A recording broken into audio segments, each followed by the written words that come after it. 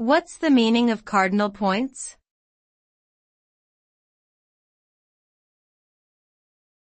Cardinal points.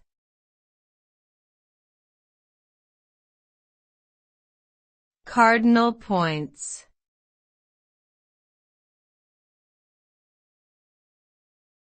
Cardinal points.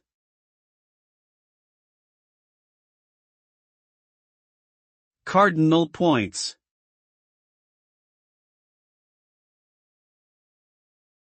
Cardinal points refers to the four main points of a compass: north, south, east, and west.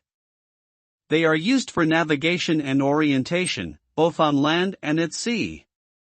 These points are essential for determining direction and location, as well as for creating maps and charts.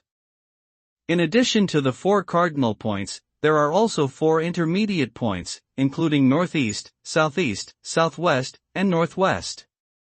Together, these 8 points make up the standard compass rose, which is a common navigational tool used in various fields, including geography, astronomy, and transportation.